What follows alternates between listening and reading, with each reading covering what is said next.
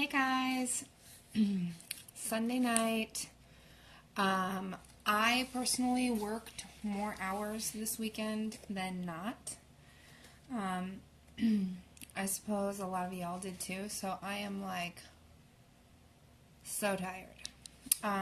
Which is why I'm here with grit, because sometimes we have to remind ourselves that we have to be gritty when we want to be lazy. And when we want to go to sleep and sleep for hours and hours and hours and hours, which I will do eventually. But we are in Effort Counts Twice, and this chapter is one that really was a turning point for me when I very first read the book. And a lot of you are probably wondering, like, why are you doing this? Why are you, like, why? You're wasting your time. I'm not wasting my time, because even if nobody is following, even if nobody is reading, I'm doing this for me.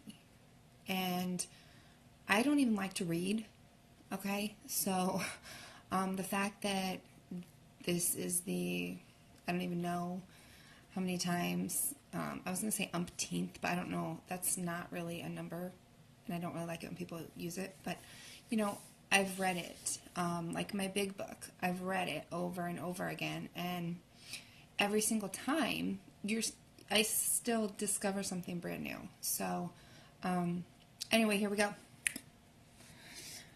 Not a day goes by that I don't read or hear the word talent. In every section of the newspaper, from the sports page to the business section, from profiles of actors and musicians in the weekend supplement to front page stories of rising stars in politics, allusions to talent abound. It seems that when anyone accomplishes a feat worth writing about, we rush to anoint that individual as extraordinarily talented. For instance, I recently listened to a radio commentator draw a comparison between Hillary and Bill Clinton. I'll keep my comments to myself. He observed that both are unusually good communicators, but while her husband, Bill, is a gifted politician, Hillary has to contort herself into the role. Bill is a natural, Hillary merely a striver. And a loser, by the way. That unsaid, but obvious implication is that she'll never quite be his equal. I've caught myself doing it too. When someone really, really impresses me, I might reflexively say to myself, what a genius. I should know better. I do. So what's going on? Why does an unconscious bias toward talent persist? A few years ago, I read a study of competitive swimmers titled The Mundanity of Excellence. The title of the article encapsulates its major conclusion. The most dazzling human achievements are, in fact, the aggregate of countless individual elements, each of which is, in sense, ordinary. Dan Chambliss, the sociologist who completed the study, observed, superlative performance is really a confluence of dozens of small skills or activities, each one learned or stumbled upon, which have been carefully drilled into habit and then are fitted together in a synthesized whole. That's in a synthesized whole, like a whole, like complete, not like a hole that you fall into.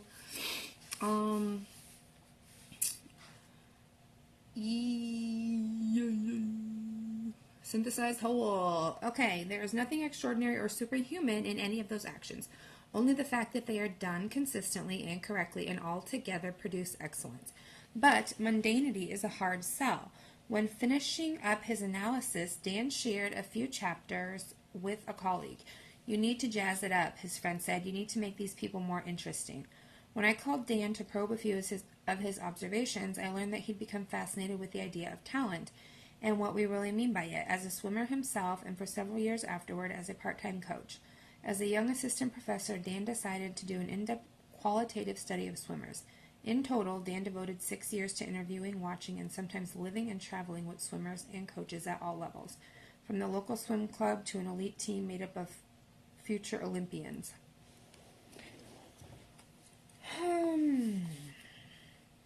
Talent, he observed, is perhaps the most pervasive lay explanation we have for athletic success. I don't know. It is as if talent were some invisible substance behind the surface reality of performance, which finally distinguishes the best among our athletes. And these great athletes seemed blessed with a special gift, almost a thing inside of them denied to the rest of us. Perhaps physical, genetic, psychological, or physiological. Some have it and some don't. Some are natural athletes and some aren't.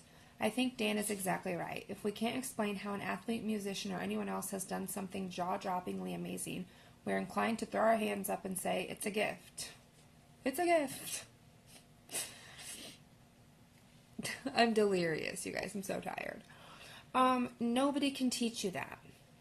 In other words, when we can't easily see how experience and training got someone to a level of excellence that is so clearly beyond the norm, we default to labeling that person as a natural. Dan points out that the biographies of great swimmers reveal many, many factors that contribute to their ultimate success. For instance, the most accomplished swimmers always invariably had parents who were interested in the sport and earned enough money to pay for coaching, travel to swim meets, and not the least important, access to a pool. Crucially, there were the thousands of hours of practice in the pool over years and years, all spent refining the many individual elements whose sum create a single flawless performance. Though it seems wrong to assume that talent is a complete explanation for dazzling performance, it's also understandable. It's easy to do, Dan explained, especially if one's only exposure to top athletes comes once every 4 years while watching the Olympics on television, or if one only sees them in performances rather than in day-to-day training. Another point he makes is that the minimal talent needed to succeed in swimming is lower than most of us think. I don't think you mean to say that any of us could be Michael Phelps, I said. Do you? No, of course not, Dan replied. Don't be ridiculous. To begin with, there are certain anatomical advantages that you really can't train for.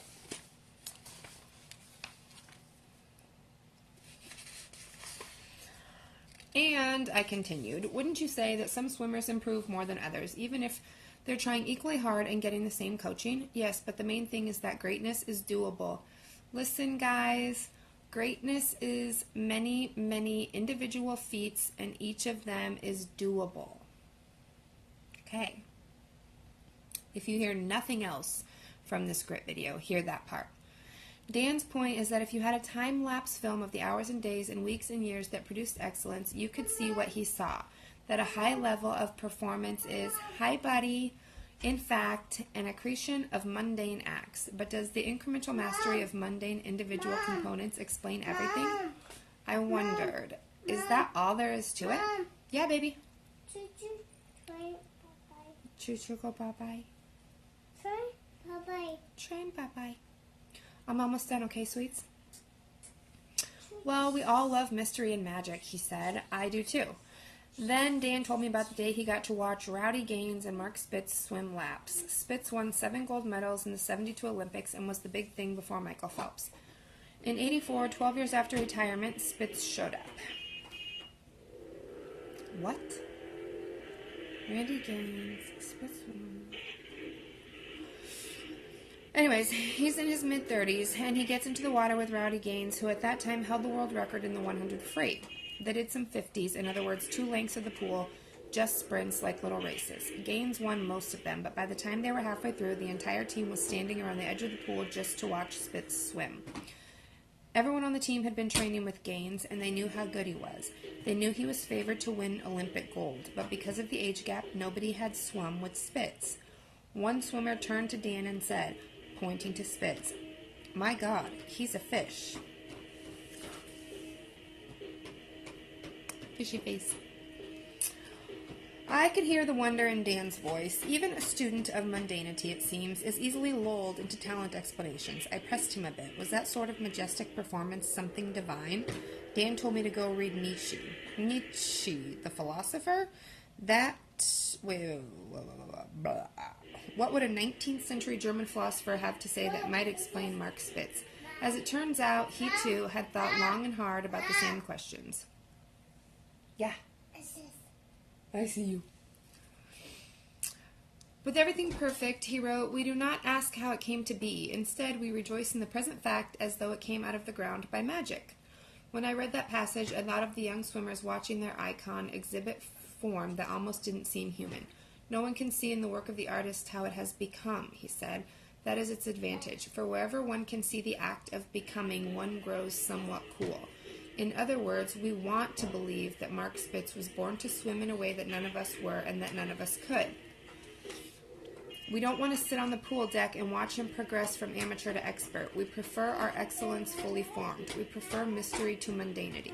But why? What's the reason for fooling ourselves into thinking Spitz didn't earn his mastery? Our vanity, our self-love, promotes the cult of the genius, he said, for we think of genius as something magical. We are not obliged to compare ourselves and find ourselves lacking. To call someone divine means, here there is no need to compete. In other words, mythologizing natural talent lets us all off the hook. It lets us relax into the status quo. That's what undoubtedly occurred in my early days of teaching when I mistakenly equated talent and achievement, and by doing so, removed effort, both my students' and my own, from further consideration. So what is the reality of greatness? He came to the same conclusion Dan Chambliss did. Great things are accomplished by those people whose thinking is active in one direction, who employ everything as material, who always zealously observe their own inner life and that of others, who perceive everywhere models and incentives, who never tire of combining together the means available to them. And what about talent? He implored us to consider exemplars to be, above all else, craftsmen. Do not talk about giftedness, inborn talents. One can name great men of all kinds who were very little gifted. They acquired greatness, became geniuses, as we put it. They all possessed that seriousness of the efficient workman which first learns to construct the parts properly before it ventures to fashion a great whole. Again, whole. A great, completion.